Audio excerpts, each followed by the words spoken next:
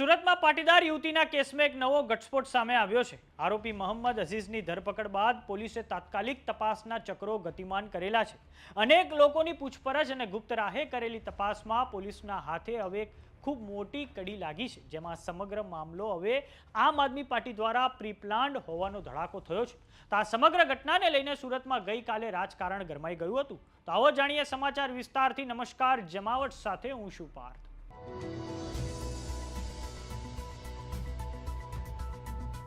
સુરતમાં પાટીદાર દીકરીના છેડતીના કેસમાં એક નવો ઘટસ્ફોટ સામે આવ્યો છે, જેમાં આરોપી મોહમ્મદ અઝીઝનું આમ આદમી પાર્ટી સાથેનું કનેક્શન સામે આવ્યું છે। હાલમાં આ કેસમાં પોલીસની તપાસ ચાલુ છે। સુરતમાં યુવતીના છેડતીના કેસમાં એક નવો ઘટસ્ફોટ થયો છે, જેના કારણે રાજકારણ ગરમાઈ ગયું છે। વિસાવદરના ધારાસભ્ય ગોપાલ ઇટાલિયાના નિવેદન પછી એક નવી ઓડિયો ક્લિપ વાયરલ થઈ હતી। સાથે જ એક નવો વિડીયો પણ હવે સામે આવ્યો છે, જેમાં મેહુલ પટેલ આમ આદમી પાર્ટીનો ખેસ પહેરીને જોવા મળ્યા છે। ધારાસભ્ય ગોપાલ ઇટાલિયા અને ડેડિયાપાડાના ધારાસભ્ય ચૈતર વસાવા સાથે તેમના ફોટા પણ હવે વાયરલ થયા છે। આ ઉપરાંત સુરતના વોર્ડ નંબર 29ના ઉમેદવારો સાથે પણ તેમનું કનેક્શન ચર્ચામાં આવ્યું છે। આરોપી શેખ મોહમ્મદ અઝીઝ ઇમ્તિયાઝની ધરપકડ બાદ એક જીવરાજ પટેલના નામના માણસનો ઓડિયો ક્લિપ પણ વાયરલ થયો હતો, જેના કારણે આ ઘટનાને લઈને ઘણા સવાલો ઊભા થયા છે। હાલમાં તો આ સમગ્ર મામલે પોલીસ તપાસ ચાલી રહી છે, ત્યારે નજીકના સમયમાં ઘણા નવા ખુલાસા થાય તેવી સંભાવના છે।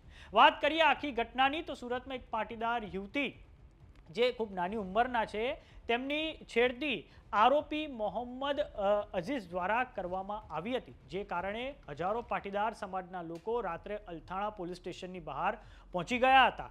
ત્યારબાદ પોલીસે હળવો લાઠીચાર્જ પણ કરવો પડ્યો હતો અને ઘણા પાટીદાર આગેવાનો આ લાઠીચાર્જમાં ઘાયલ પણ થયા હતા। આ પછી ગઈકાલે આરોપી શેખ મોહમ્મદ અઝીઝ ઇમ્તિયાઝને સ્થાનિકોએ ઢોરમાર માર્યો હતો, અને તે પછી પોલીસ તેને બચાવીને સવારે હોસ્પિટલ લઈ ગઈ હતી, જ્યાં સારવાર પછી પોલીસે તેને સાથે રાખીને આખી ઘટનાનું રિકન્સ્ટ્રક્શન કરવા માટે તેને બનાવ સ્થળે લઈને પહોંચી હતી।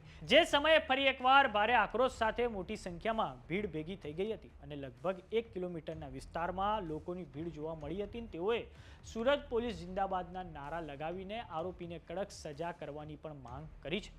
ત્યારે હાલમાં આ સમગ્ર ઘટનામાં એક ઓડિયો ક્લિપ તો વાયરલ થઈ છે, અને સાથે સાથે આ એક વિડીયો પણ વાયરલ થયો છે, જેના કારણે હવે સુરતના રાજકારણમાં ગરમાવો આવી ગયો છે।